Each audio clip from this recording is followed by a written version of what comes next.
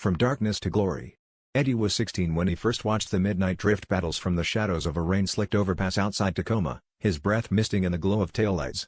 His home life was a mess, dad gone, mom working graveyard shifts, so fast cars and the smell of burning rubber became his escape. Scraping together cash from odd jobs, Eddie bought a battered Toyota Altezza, dreaming of something more. Nights bled into mornings as he tuned it with scavenged parts, racing in empty parking lots, slowly earning nods from the local scene. When he finally won his first real drift battle, sideways through the devil's elbow, tires screaming, word spread. That's when the syndicate approached, promising money, parts, and access to their secret tow graces high in the misty PNW mountains. All Eddie had to do was drive for them. With the syndicate's backing, Eddie's Altezza transformed. New turbo, forged internals, pro-grade coilovers, he was faster than ever. But the cost was steep.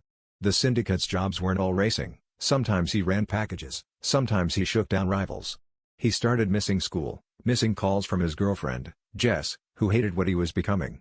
Kenji, the gruff owner of a tiny mountain auto shop, took him on as a mechanic, teaching Eddie more than just engines.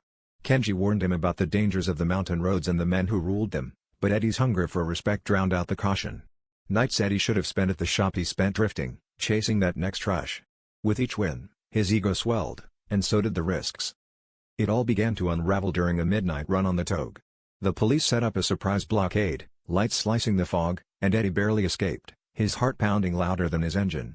Next day, the syndicate demanded he race dirty against a rival, threatening Jess if he refused. Stressed and desperate, Eddie turned to pills to keep himself awake, his judgment clouded, his relationships fraying.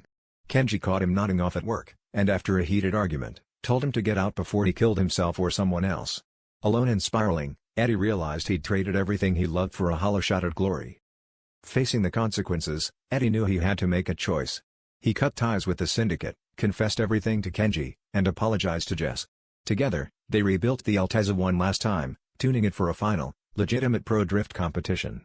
In the championship, Eddie raced not for money or fame, but for redemption. He danced the Altezza through the course, every flick of the wheel a tribute to those who believed in him. When he took the trophy, it wasn't just a win, it was a second chance.